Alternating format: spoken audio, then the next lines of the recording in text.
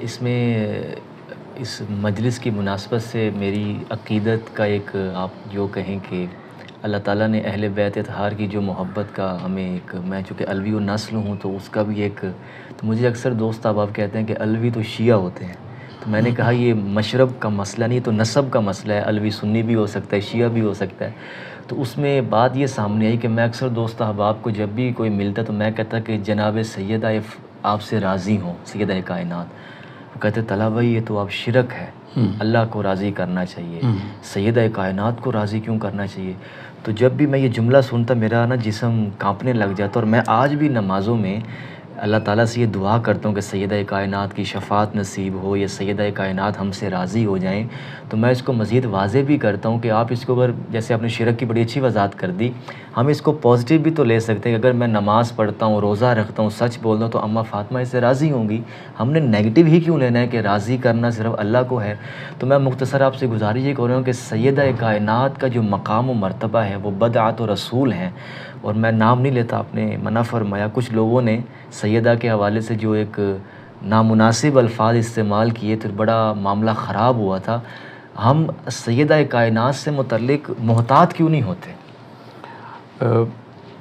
چونکہ نام میں نے آپ کو منع کیا نہ لیں، لیکن میں نے ایسے لوگوں کے لیے مختلف ٹرمز ڈیفائن کیے ہیں۔ ٹھیک ہے۔ تو میں نے اس شخص کے لیے جب اس نے یہ ایسے معاملات کیے تو میں نے اس کا نام جب بھی میں انٹرویو میں لیتا تھا تو میں اسے گستاخ سیدہ کے نام سے کہتا تھا۔ صحیح۔ تو میرا ایک بیان بھی موجود ہے، میں نے اس میں کہا ہے کہ جب محشر کی محفل سجے گی تو مختلف لوگوں کو بلایا جائے گا تو اس سے کہا جائے گا کہ گستاخ سیدہ حاضر ہو، تو وہ گستاخ سیدہ کے ساتھ اب جتنی مرضی وہ دلیلیں دے لے، جو مرضی کتابیں اٹھا کے لے، اس کے پیروکار چیلے جو مرضی طوفان بدتمیزی کھڑا کریں، لیکن وہ گستاخ سیدہ کے نام سے ہی جانا جائے گا جب تک وہ برملا آ کر تمام میڈیا کے اوپر اس گستاخی کو ایکسیپٹ نہیں کرے گا، اس کی معافی نہیں مانگے گا، تو وہ گستاخ ہی رہے گا۔ جہاں تک بات رہی کہ سیدہ راضی کرنی ہے یا ہم نے اللہ کو راضی کرنا ہے، تو کیا سیدہ کو راضی کیے بغیر اللہ راضی ہو سکتا ہے؟ بالکل ایسا ہی ہے۔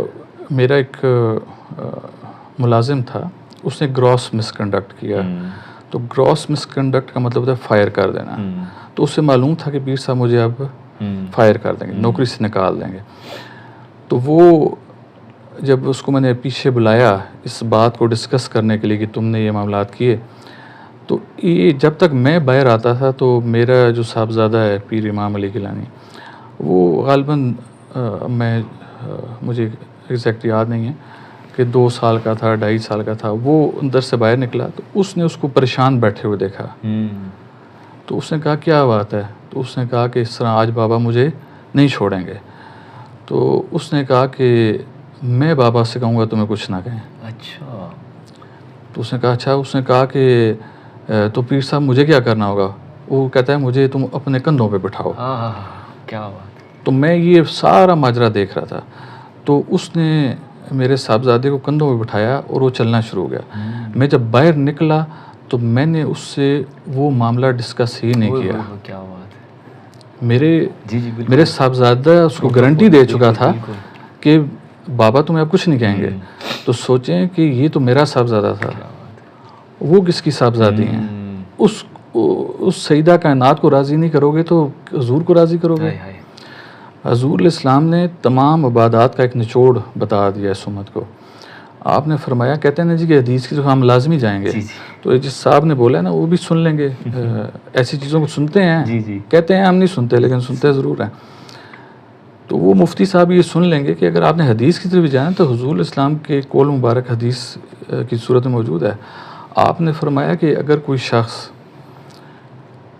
کعبہ شریف میں روزے کی حالت میں مقام ابراہیم اور حجر اسود کے درمیان فرض نماز ادا کر رہا ہو، تو آپ ذرا ذائچہ کھینچیں، حج کا موقع بھی ہو سکتا ہے، یہ فرض نماز بھی آ گئی، حج بھی آ گیا بیچ میں، مقام ابراہیم اور حجر اسود بھی شامل ہو گیا، روزے جیسی عبادت بھی آ گئی۔ آپ فرماتے ہیں کہ اگر وہ اس حالت میں مرتا ہے ان عبادات کو بجا لاتے ہوئے، لیکن ساتھ ہی ساتھ رائی برابر اس کے دل میں میری آل سے متعلق بغض ہے، تو سیدھا جہنم میں جائے گا۔